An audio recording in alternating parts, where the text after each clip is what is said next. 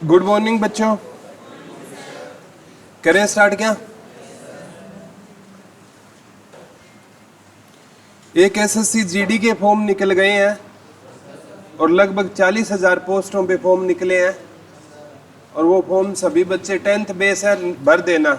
जो भी उस एज क्राइटेरिया में आता है ना वो सभी उस फॉर्म को भर देना। 4 ही सब्जेक्ट आएंगे उसमें। 20 की जीके आएगी, हिंदी इंग्लिश में से एक सब्जेक्ट चूज करना है, ठीक है। 20 का मैथ्स, 20 की रीजनिंग आएगी। और एसएससी का जो रीजनिंग होती है बड़ी आसान रीजनिंग होती है, इतनी टफ है नहीं होती है। बैंकिंग को मैं छोड़ दूँ तो बैंकिंग की रीजनिंग थोड़ी टफ होती है, ठीक है। तो रीजनिंग भी आसान होती है, मैथ्स भी नॉर्मल है, ठीक है। हाँ लेकिन कट ऑफ है ना इसकी ज़्यादा गई थी। पिछली कट ऑफ है ना इसकी 80 क्वेश्चन आएंगे, हर क्वेश्चन 2 नंबर का होगा। 160 का था, पिछली कट ऑफ 140 थी, यानी 80 में से जिसके 70 थे ना उसका सिलेक्शन है हुआ था। ले सकते हो, इसमें कोई बड़ी बात है नहीं है, ठीक है।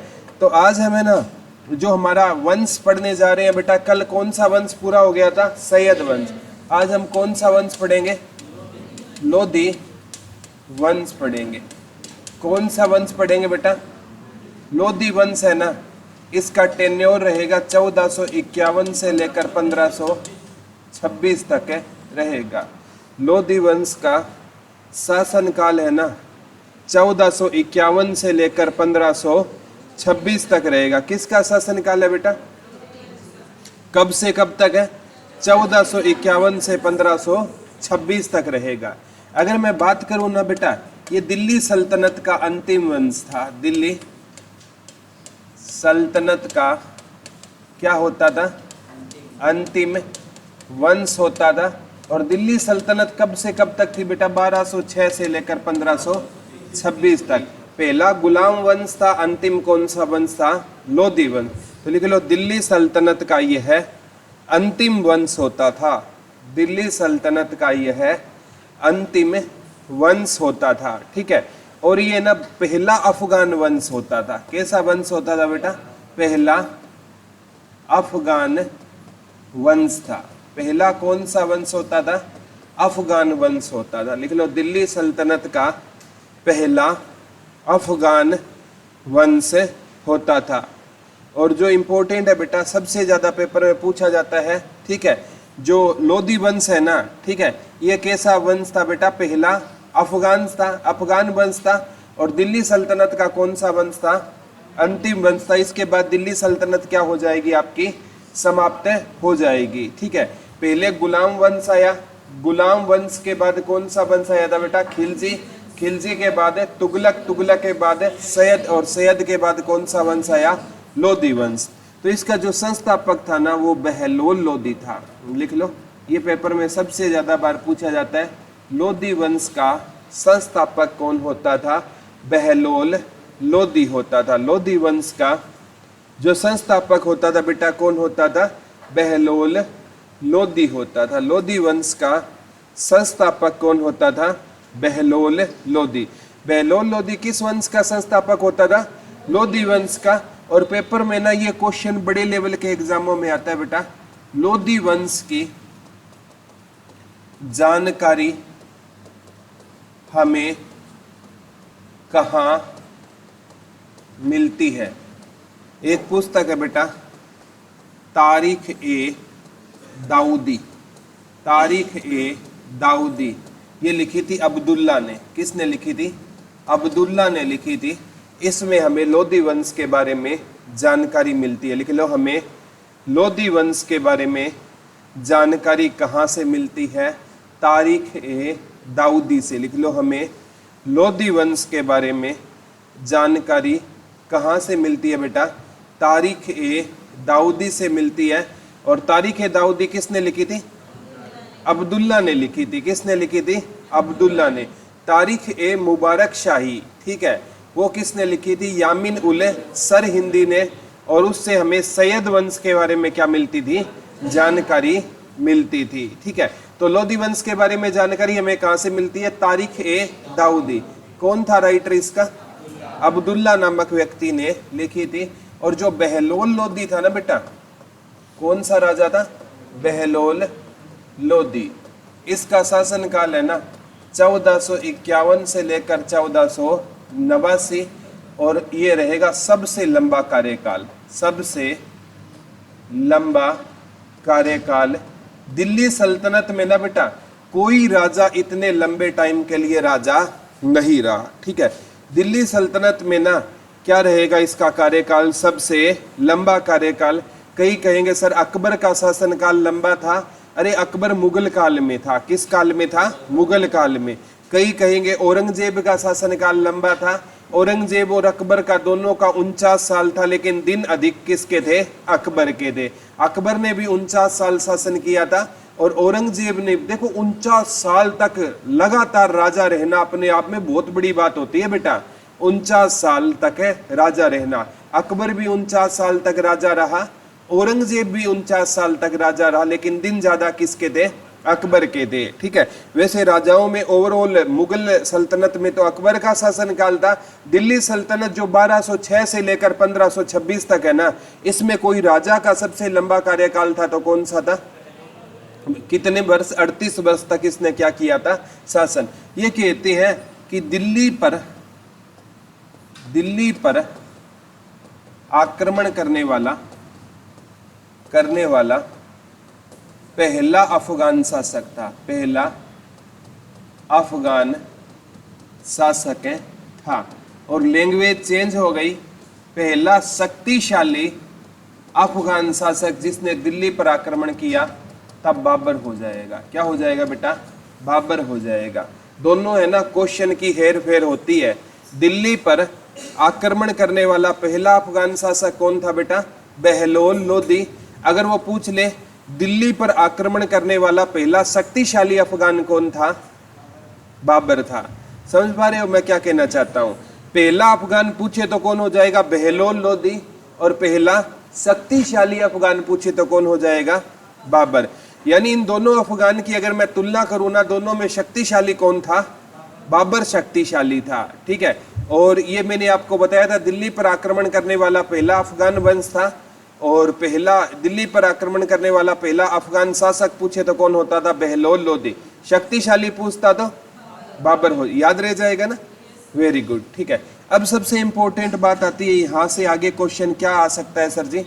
ठीक है, यहाँ से आगे क्वेश्चन आएगा, ये है ना अफगान की एक शाखा है साहू खेल। साहू खेल शाखा से संबंधित था। लिख लो, बहलोल लोदी अफगान की किस शाखा से आता था बेटा? साहू खेल। ये क्वेश्चन आया था, CDS का क्वेश्चन था। बहलोल लोदी अफगान की किस शाखा से आता था बेटा? साहू खेल। किस शाखा से आता था ये? साहू खेल शाखा से आता था। किस अफगान शासक शाखा से आता था ये? साहू खेल शाखा से ये आता था। कौन सी अफगान की शाखा से आता था बेटा ये? साहू खेल शाखा से कौन आता था? बहलोल लोदी, ठीक है। जब बहलोल लोदी ने ना बेटा 1451 में जब राजा बनाना, मैंने बताया था एक आलम शाह होता था, वो तो कहाँ चला गया था फीलिंग लेने के लिए? बदायूं। 1476 में मृत्यु हुई ना उसकी, ठीक है। तो कहते हैं, ठीक है, ये बदायूं चला गया ना, पीछे से जो इसके बहन के मतलब अपनी पत्नी के 2 भाइयों को कमान सौंप कर चला गया। एक का नाम होता था साइना ए साइना और एक का अमीर, ठीक है। अमीर ने साइना ए साइना को मार दिया और लोगों ने अमीर को मार दिया, वो मर गए। फिर बहलोल लोदी ने हमीद को, इसके एक वजीर को मारकर क्या बन गया? राजा बन गया। अब कहते हैं जो इसकी ना आपकी अंतिम राजा आलम शाह थी ना, इसकी एक बेटी होती थी। क्या होती थी बेटा? एक बेटी होती थी, उसका नाम होता था बीबी राजी। क्या नाम होता था? बीबी राजी। इसकी शादी हुई थी एक सरकी वंश के राजा के साथ, उसका नाम महमूद या मोहम्मद शाह था। क्या था बेटा? महमूद या मोहम्मद शाह था। कई जगह महमूद लिखा होता है और कई जगह मोहम्मद शाह लिखा होता है। लिख लो, आलम शाह की एक बेटी हुआ करती थी। आलम शाह की एक बेटी होती थी, बेटी का नाम क्या होता था बेटा? बीबी राजी। बीबी राजी की शादी किससे हुई थी? जो सरकी वंश का राजा था, ठीक है। लास्ट टाइम मैंने एक आपको आक्रमण बताया था, एक सरकी वंश का राजा था इब्राहिम सरकी, ठीक है। उसने क्या किया था, आक्रमण किया, तब क्या किया, लोधी वंश वालों ने उनकी क्या की थी, मदद की थी, ठीक है, पढ़ा था कल, ठीक है।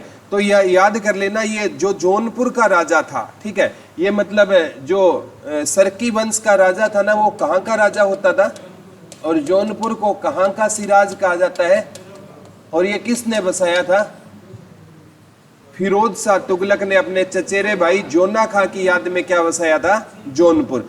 तो जौनपुर में एक सरकी वंश का राजा था जिसका नाम क्या था, महमूद या मोहम्मद शाह। उसकी शादी किससे हुई थी बेटा, आलम शाह की बेटी बीबी राजी, ठीक है। अब क्या हुआ कि जैसे ही ना राजा बन गया कौन, बहलोल लोदी, ठीक है। तो अब उसकी ना मतलब राजा बनना, इसके पिता जिंदा है, ठीक है। तो उस पिता का मतलब है ना, बल मैंने आपको कहा था इसके दो भाई थे, वो तो आपस में लड़कर मर गए ना। अब राजकाज पर ना अगर देखा जाए बेटा नहीं है तो किसका अधिकार होगा, बेटी का ही अधिकार होगा ना, या उसके दामाद का अधिकार होगा। तो ये बीबी राजी गई किसके पास है, महमूद के पास है। बोला जी सुनते हो, बोला जी सुनाओ। बोला पापा की गद्दी पर तो आपका अधिकार होना था, अधिकार किसने कर लिया है, बहलोल लोदी ने। इतना कहते ही भाई साहब फीलिंग में आ गए, ठीक है। छोटी सी सेना ली और लड़ने चला गया किससे, बहलोल लोदी से, बुरी तरह हार गया। तभी तो कहते हैं फीलिंग में डिसीजन नहीं लेना चाहिए, सोचना भी चाहिए सामने कौन कितना ताकतवर है, ठीक है। तो कौन हार गया बेटा, बता दो, महमूद। और एक सरकी वंश का राजा होगा बेटा हुसैन शाह। और इस राजा ने कहते हैं सरकी वंश के किस राजा ने बहलोल लोदी को हराया था, हुसैन शाह ने हराया था। लिख लो, सरकी वंश के किस राजा ने बहलोल लोदी को हरा दिया था, हुसैन शाह ने। कल मैंने पढ़ाया था इब्राहिम सरकी ने आक्रमण किया, वो भी हारा, मोहम्मद भी हार गया, लेकिन कौन सा राजा जीता था जिसका नाम क्या था, हुसैन शाह ने किसको हरा दिया था, बहलोल लोदी को। ये बड़े लेवल के एग्जामों में आते हैं, नॉर्मल एग्जामों में ये क्वेश्चन नहीं आएंगे, फिर भी जनरल नॉलेज के लिए याद कर लो, ठीक है। तो सरकी वंश कहाँ पर आक्रमण राजा किया करता था, जौनपुर में, ठीक है। और कहते हैं जौनपुर को दिल्ली में मिलाने वाला राजा कौन होता था, बहलोल लोदी होता था। इसने जौनपुर को किस में मिला लिया था, दिल्ली में मिला लिया था। लिख लो, जौनपुर को दिल्ली में मिलाने वाला राजा कौन होता था, बता दो, बहलोल लोदी। शासनकाल कब से कब तक है, 1451 से 1400 कितने साल बेटा, सबसे लंबा कार्यकाल है ना। अब बहलोल लोदी है ना, ठीक है, कहते हैं बहलोल लोदी है ना, इसके दरबार में रहता था बेटा अब्दुल्ला। अब्दुल्ला की कौन सी पुस्तक थी, अभी तो पढ़ी है, तारीख ए दाऊदी। कौन सी पुस्तक थी, जो हमें लोदी वंश के बारे में क्या देती है, जानकारी देती है। अब अब्दुल्ला लिखता है कि ये है ना बहलोल लोदी है ना, ये अच्छा राजा था और ये किसकी इज्जत करता था, सैनिकों की इज्जत करता था और उन्हें मनसद ए अली, मनसद ए अली कहता था। लिख लो, ये अपने सैनिकों को क्या कहता था बेटा, मनसद ए अली। लिख लो, ये अपने सैनिकों की क्या किया करता था, इज्जत किया करता था और अपने सैनिकों को क्या कहा करता था, ये मनसद ए अली कहा करता था। लिख लो, महमूद, ये जो आपका बहलोल लोदी अपने सैनिकों की इज्जत किया करता था और उन्हें क्या कहता था, ये मनसद ए अली। और कहते हैं जब बहलोल लोदी राज दरबार में आता था ना, तो राजा के आते ही सैनिक क्या हो जाते थे, खड़े हो जाते थे।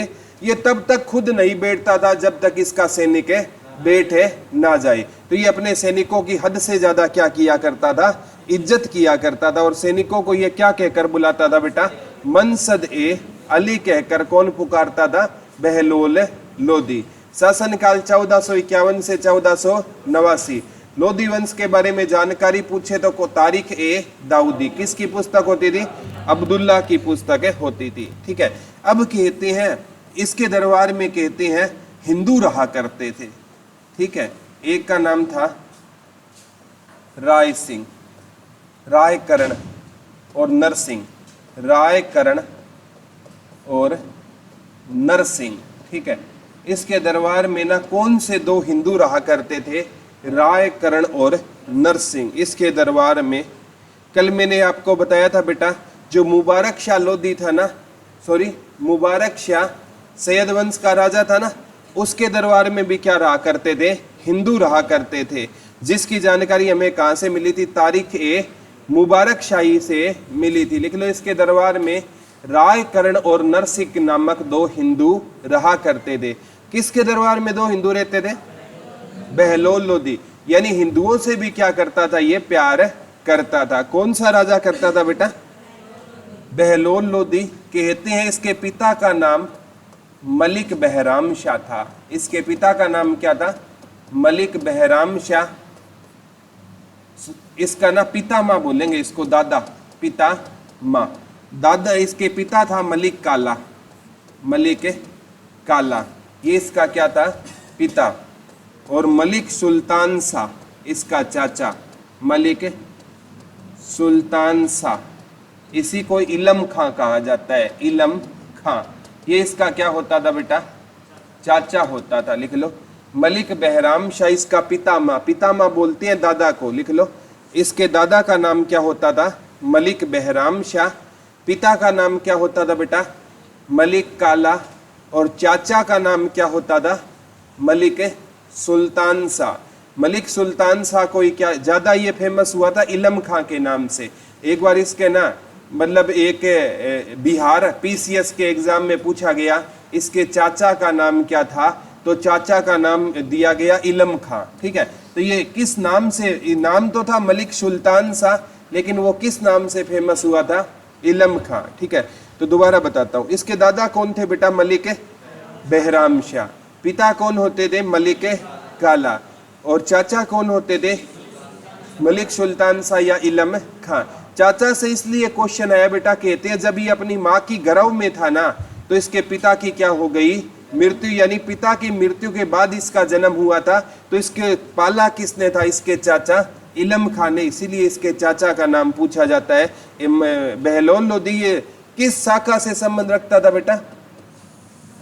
साहू खेल। लोधी वंश की किस शाखा से संबंध रखता था? ये साहू खेल शाखा से संबंध रखता था। याद रह जाएगा ना, कोई डाउट तो नहीं है।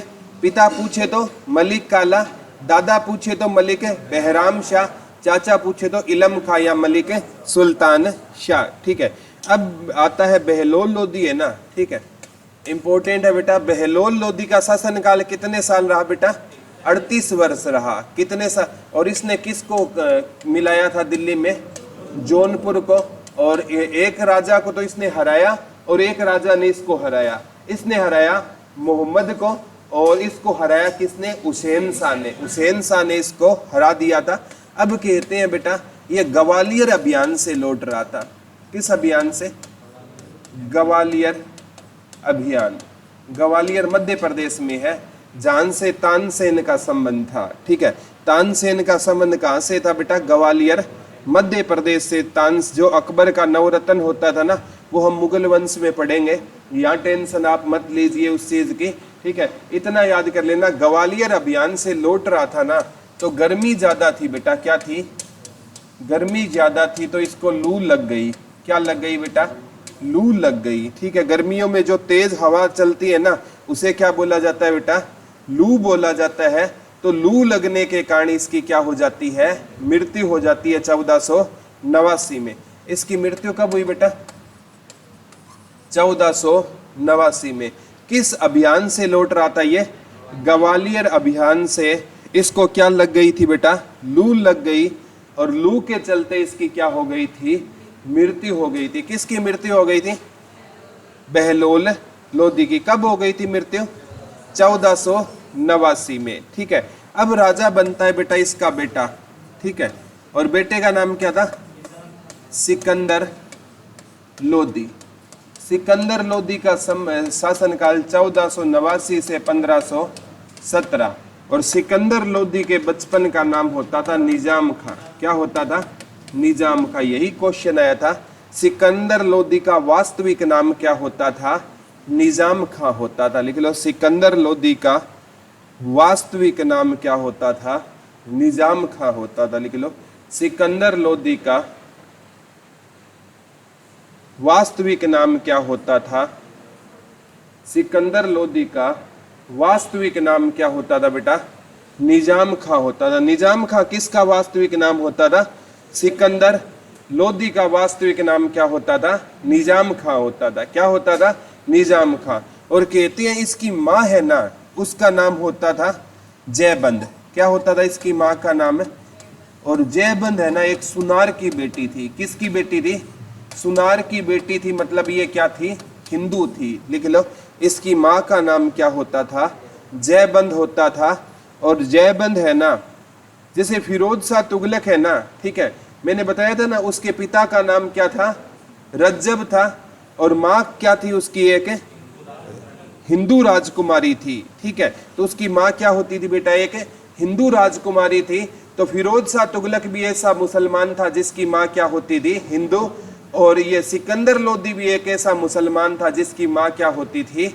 हिंदू होती थी। मुसलमान है ना, यहाँ आकर भारतीय रानियों से क्या कर लेते थे?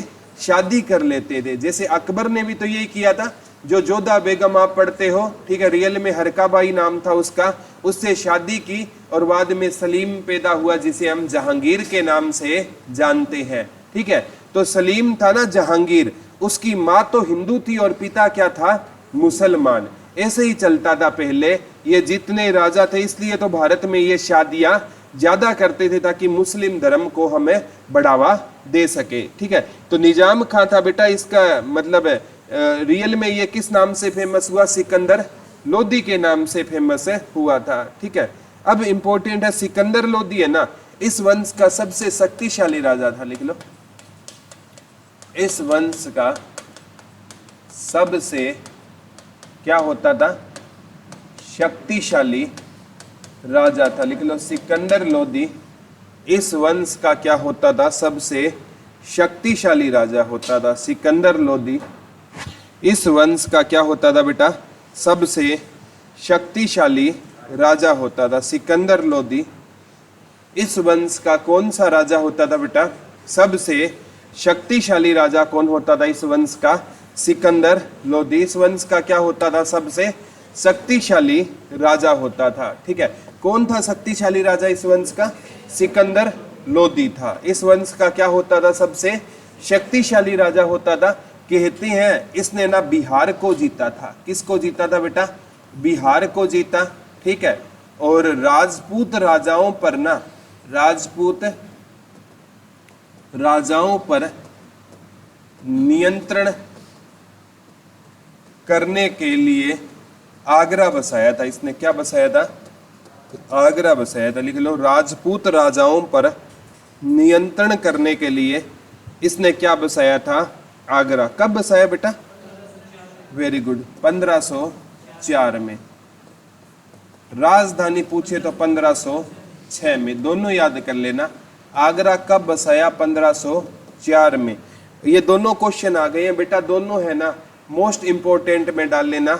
आगरा बसाया 1504 में और आगरा को राजधानी कब बनाया?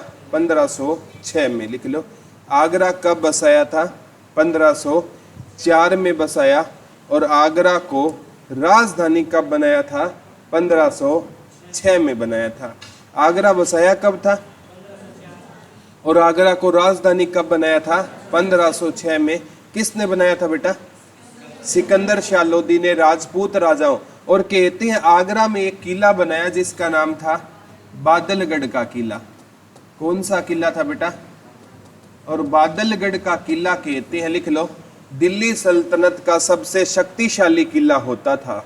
बादलगढ़ का किला उस समय ना दिल्ली सल्तनत का क्या होता था? सबसे शक्तिशाली किला होता था। लिख लो, बादलगढ़ का किला, बादलगढ़ का किला दिल्ली सल्तनत का क्या होता था? सबसे शक्तिशाली किला होता था।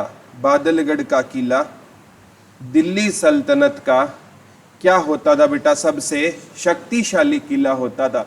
दिल्ली सल्तनत का सबसे शक्तिशाली किला कौन सा होता था? बादलगढ़ का किला। कब? बादलगढ़ का किला है ना कहां पर रहेगा? आगरा में रहेगा। 1504 में क्या बसाया गया? आगरा। और आगरा राजधानी कब बना बेटा? 1506 में। आगरा में कौन सा किला रहेगा?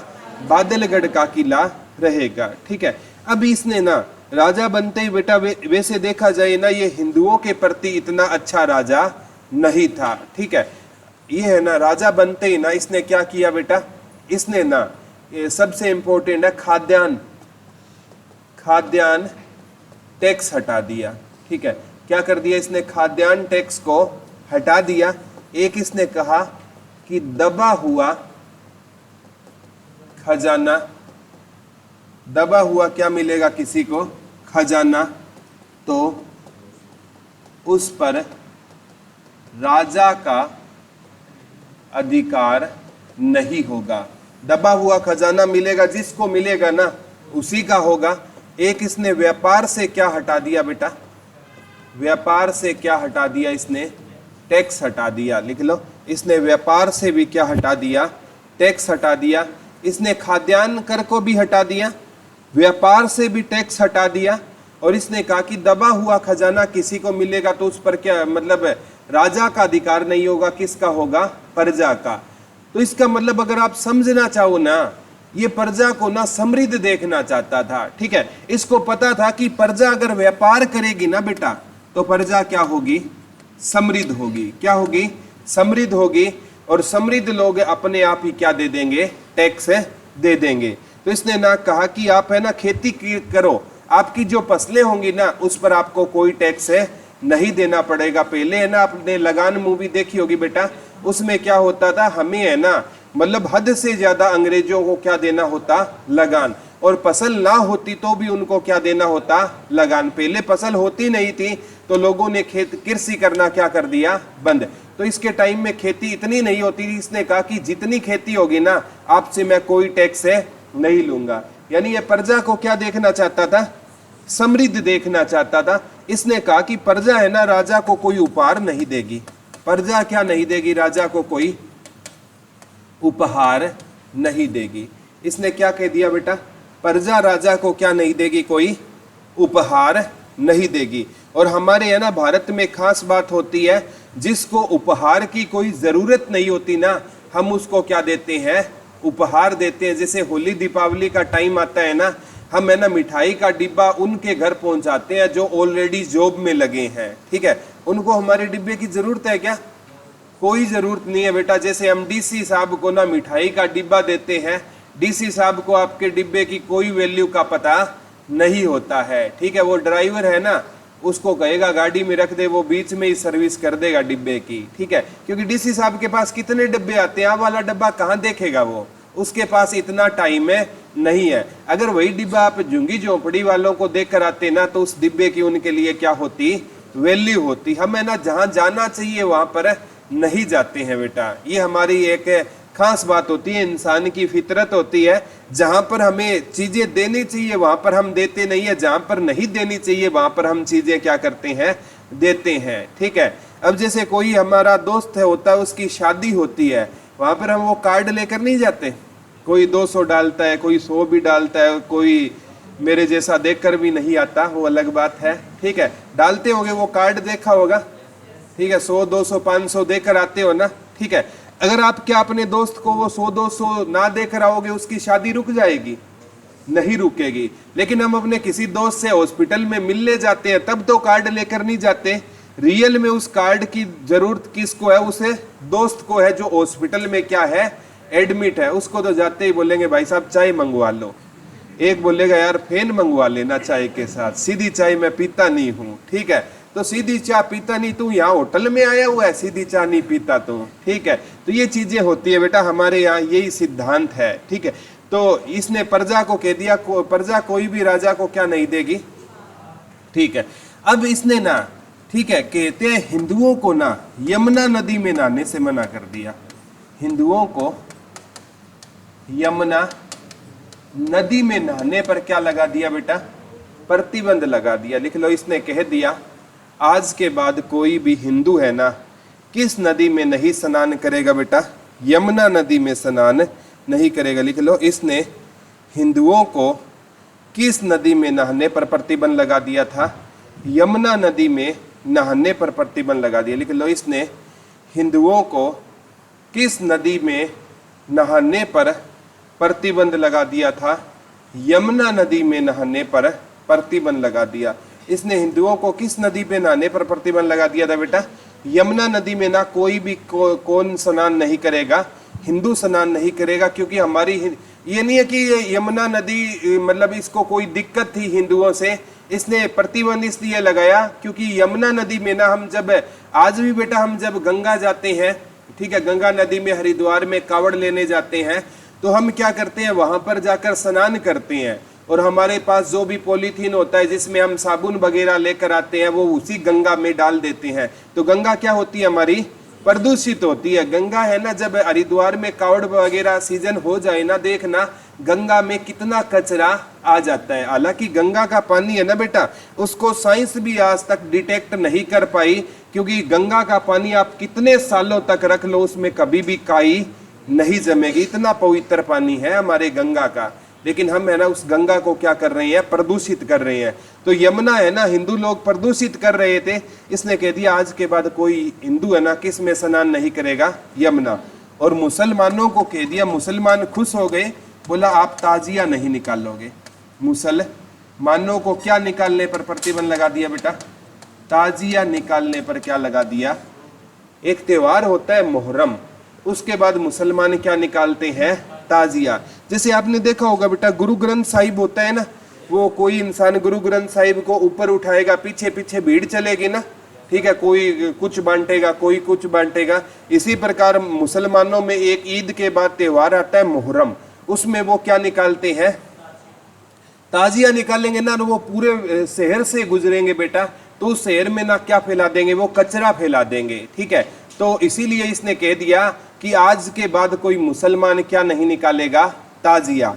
और इसने सख्त हिदायत दे दी कि कोई भी है ना मुसलमान औरत है ना, आज के बाद है ना तो किसी पीर के पास जाएगी और ना किसी फकीर के पास जाएगी। लिख लो, इसने मुसलमान औरतों को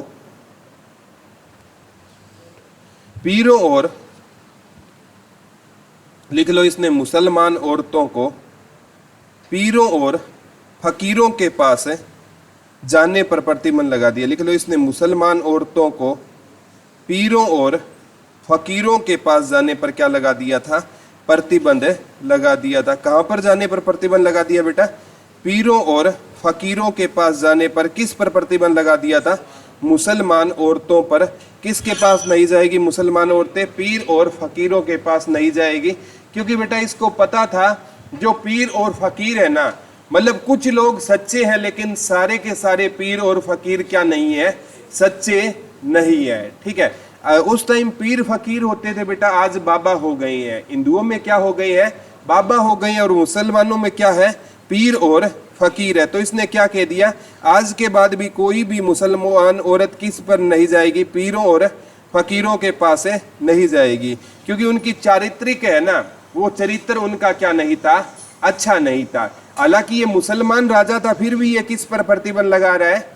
मुसलमान औरतों को। हालांकि इनका ना लोगों ने क्या किया? विरोध किया। लिख लो, संत कबीरदास है ना, वो इसी के समकालीन थे। ये क्वेश्चन आता है, जैसे संत सूरदास अकबर के थे ना, ठीक है, संत कबीरदास, संत कबीरदास, सिकंदर शाह लोधी, ठीक है, सिकंदर शाह लोधी किसका समकालीन होता था? संत कबीरदास का। और कबीरदास की रचना भी पूछी जाती है बेटा, बीजक किसकी रचना होती थी? कबीरदास की रचना होती थी, ठीक है। लिख लो, कबीर ये किसका समकालीन होता था बेटा? बता दो। सिकंदर लोधी किसका समकालीन होता था? संत कबीरदास का। संत सूरदास का समकालीन कौन था? अकबर था। ये दोनों क्वेश्चन आ चुके हैं बेटा, ठीक है। अब समकालीन क्या होता है? आप मेरे समकालीन हो और मैं आपका समकालीन हूं। समकालीन का मतलब होता है कोई इंसान की एज चाहे 100 वर्ष हो और किसी बच्चे का जन्म हुआ वो चाहे 1 वर्ष का है, तो ये दोनों एक दूसरे के क्या होंगे? कंटेम्परेरी बोलते हैं इंग्लिश में, समकालीन। इसका मतलब क्या है कि जिस टाइम में कबीरदास थे उसी टाइम में कौन था? सिकंदर शाह लोधी। चाहे इनकी एज का कितना ही डिफरेंस रहा हो, कोई फर्क है नहीं पड़ता। समझ पा रहे मैं क्या कहना चाहता हूं? ठीक है, तो ये किसका समकालीन था? कबीर। इसने ना क्या किया बेटा, खाद्यान्न टैक्स माफ कर दिया, दबा हुआ खजाना प्रजा का होगा, व्यापार से टैक्स प्रजा उपहार नहीं देगी, हिंदुओं को यमुना नदी में और मुसलमान औरतों को पीरों और फकीरों के पास जाने पर प्रतिबंध लगा दिया। बेटा आज से ना ज्यादा टाइम तो नहीं हुआ, आज से आप 14-15 साल पहले बेक चले जाओ। हमारे यहाँ क्या होता था, जब भी कोई घर में बीमार हो जाता था ना, उसको दवाई नहीं दिलाई जाती, झाड़ फूक वाले के पास है ले जाया जाता। शायद आपको पता हो या नहीं हो, इस बात का मुझे पता नहीं है, लेकिन आज से 14 साल 15 साल पहले यही होता था।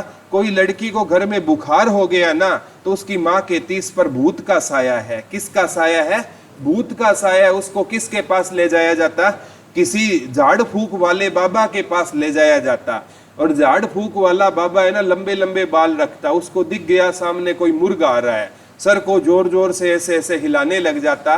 ठीक है, सामने देखा कि मतलब आते ही लड़की देख ली, उसके मम्मी पापा उसके साथ थे, बोला दूर हो जाओ, इस पर भूत प्रेत का साया है। घर वालों ने तो पहले ही डिक्लेयर कर रखा था, बाबा ने मोहर लगा दी। ठीक है, अब वो लंबे बाल होते ऐसे धीरे से बाल हटाता, 4 बाल हटाकर देखता, जैसे पुराने टाइम में वो टीवी नहीं आता था, वो बीच से खुलता था पुराना वाला, वैसे बाबा क्या हटाता? बाल हटाता। बोला इसको यहाँ पर अब है ना, इस पर प्रेत आत्मा का साया है। उस लड़की की ना चोटी पकड़कर एक बार यहाँ फेंकता, एक बार यहाँ फेंकता।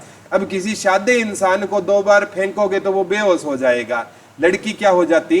बेहोश हो जाती। अब उस पर वो गंगा जल वगैरह पानी मारता, लड़की बेहोश हुई है, मरी थोड़ी है। ठीक है, लड़की को क्या आ जाता? होश आ जाता। फिर है ना वो एक शीशी दे देता, मैंने इसमें जिन को काबू कर लिया है, अब दक्षिणा दो, दक्षिणा ले लेते। अब वो लड़की अगर इन फ्यूचर बेटा घर में अगर बुखार हो जाता ना, तो भी वो काम करना बंद नहीं करती। उसको पता है कि बाबा के पास ले जाएंगे और वो जाते ही 2 बार फेंकेगा, तो इसलिए बेचारी है ना काम करना कभी बंद ही नहीं किया, चाहे उसको कितना बुखार हो गया। ये थे बाबा लोग पुराने टाइम में। तो इसने क्या कह दिया, आज के बाद है ना कोई भी है ना बाबा के पास है नहीं जाएगा। ठीक है, तो अब है ना सिंपल सी बात है बेटा, ये वैसे इंटेलिजेंट था। ठीक है, इसने कहते हैं जो संस्कृत के आयुर्वेद ग्रंथ थे ना, उनका फारसी में अनुवाद करवाया। किस में अनुवाद करवाया बेटा? फारसी में। नाम दिया गया फरहंगे सिकंदरी। लिख लो, इसने संस्कृत के आयुर्वेद ग्रंथ का फारसी में अनुवाद करवाया था। इसने संस्कृत के आयुर्वेद ग्रंथ का फारसी में अनुवाद करवाया था। इसने संस्कृत के आयुर्वेद ग्रंथ का किस में अनुवाद करवाया था बेटा? फारसी में। नाम क्या दिया गया? क्या नाम दिया गया बेटा उसको? फरहंगे सिकंदरी नाम दिया गया। लिख लो, इसने संस्कृत के आयुर्वेद ग्रंथ का किस में अनुवाद करवाया था बेटा? फारसी में अनुवाद करवाया। और उस आयुर्वेद ग्रंथ को नाम क्या दिया गया बेटा? फरहंगे सिकंदरी नाम दिया गया। उस आयुर्वेद ग्रंथ को नाम क्या दिया गया? फरहंगे सिकंदरी दिया गया। और इसने भूमि मापने की एक इकाई चलाई बेटा, गज ए सिकंदरी। भूमि मापने की कौन सी इकाई चलाई? गज ए सिकंदरी। लिख लो, इसने भूमि मापने की, इसने बेटा भूमि मापने की कौन सी इकाई चलाई थी? गज ए सिकंदरी चलाई थी। लिख लो, इसने भूमि मापने की कौन सी इकाई चलाई थी बेटा? गज ए सिकंदरी इकाई चलाई थी। ठीक है, इसने भूमि मापने की कौन सी इकाई चलाई? गज ए। एक ऐसा राजा था बेटा जिसने ना मतलब जो इससे कभी हारा ही नहीं था। ठीक है, एक ग्वालियर का राजा होता था मान सिंह। ग्वालियर का राजा कौन होता था? मान सिंह। इस पर इसने कहते हैं 5 बार आक्रमण किया और 5 बार कौन जीता था? मान सिंह जीता था। एकमात्र ऐसा राजा था जिसको सिकंदर शाह लोदी जीवन में कभी हरा नहीं पाया। लिख लो, सिकंदर शाह लोदी किस राजा को अपने जीवन में नहीं हरा पाया? ग्वालियर के राजा मान सिंह को। ये क्वेश्चन आएगा बेटा, किस राजा को सिकंदर शाह लोदी अपने जीवन में नहीं हरा पाया? तो ग्वालियर के राजा मान सिंह को अपने जीवन में वो कभी भी हरा नहीं पाया था। किस राजा को नहीं हरा पाया बेटा? ग्वालियर के राजा मान सिंह को ना इसने बहुत प्रयास किया लेकिन कभी भी वो किसको नहीं हरा पाया था, ग्वालियर के राजा मान सिंह को ये हरा नहीं पाया था। ठीक है, तो सिकंदर शाह लोधी है ना बेटा, ये वैसे तो देखा जाए क्या था, शक्तिशाली राजा हुआ करता था। और इम्पोर्टेंट है सिकंदर शाह लोधी है ना, ये किसको नहीं हरा पाया, ग्वालियर के राजा मान सिंह को ये हरा नहीं पाया था। ठीक है, इसके टाइम में बेटा कहते हैं एक संगीत का ग्रंथ होता था, ठीक है, उसको लज्जत ए सिकंदरी कहा गया। इसके टाइम में जो संगीत के ग्रंथ को क्या कहा गया बेटा, लज्जत ए सिकंदरी, लज्जत ए सिकंदरी कहा गया। लिख लो, इसके टाइम में जो संगीत का ग्रंथ होता था उसे क्या कहा गया, लज्जत ए सिकंदरी या लज्जत ए सिकंदर शाही। इसके टाइम में संगीत का ग्रंथ था। भूमि मापने की इकाई कौन थी बेटा, गज सिकंदरी। और फरंगे सिकंदरी क्या थी, संस्कृत के आयुर्वेद ग्रंथों का फारसी में अनुवाद कराया उसे कहा गया फरंगे सिकंदरी। और इसके टाइम में संगीत का जो सर्वश्रेष्ठ ग्रंथ होता था उसे क्या कहा गया था बेटा, लज्जत ए सिकंदरी या लज्जत ए सिकंदर शाही। बेटा जिस भी वर्ड के पीछे सिकंदर नाम आए ना वो सिकंदर शाह लोधी का होगा। किसका होगा, जैसे गज ए सिकंदरी, लज्जत ए सिकंदरी और फरहंगे सिकंदरी। कहते हैं बेटा ये कविता भी लिखा करता था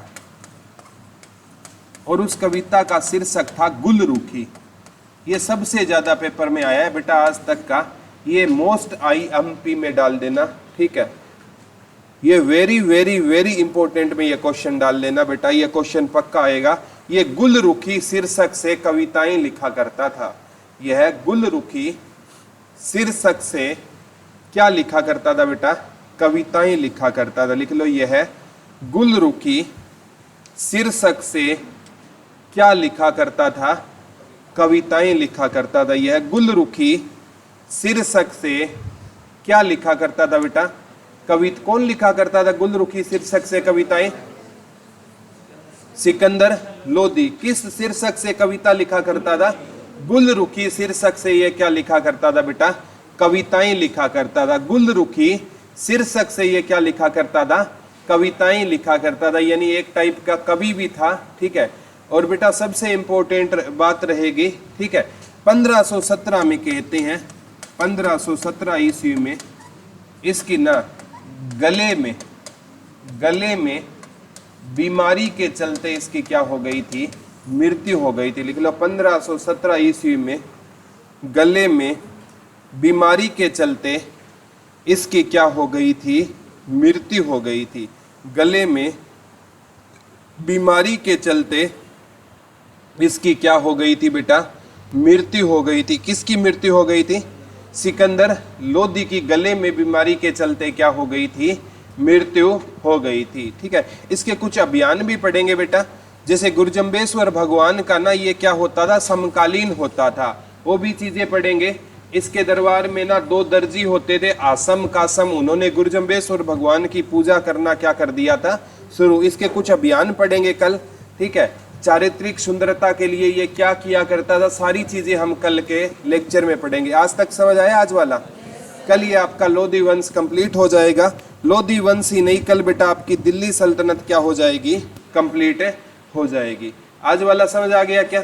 ठीक है, सबसे पहले राजा बना इस वंश का कौन बेटा, बहलोल लोधी, 1451 से 1489। ठीक है, और बहलोल लोधी के ब्रैकेट में एक क्वेश्चन लिख लो बेटा, उसने बहलोली सिक्के चलाए थे। बहलोल लोधी ने कौन से सिक्के चलाए थे, बहलोली सिक्के जो अकबर के शासनकाल तक चलते थे। लिख लो, बहलोल लोधी ने कौन से सिक्के चलाए थे बेटा, बहलोली सिक्के जो अकबर के शासनकाल तक चलते थे। बहलोल लोधी ने कौन से सिक्के चलाए बेटा, बहलोली।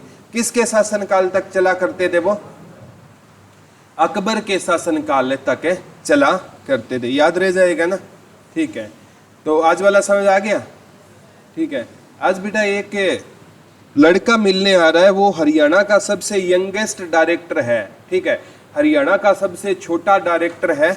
उसकी ना बहुत सारी मूवी आई हुई है। ठीक है, उसकी एक नई मूवी आई है। ठीक है, तो वो थोड़ी देर में आएगा, लगभग 10:40 के आसपास पहुंचेगा।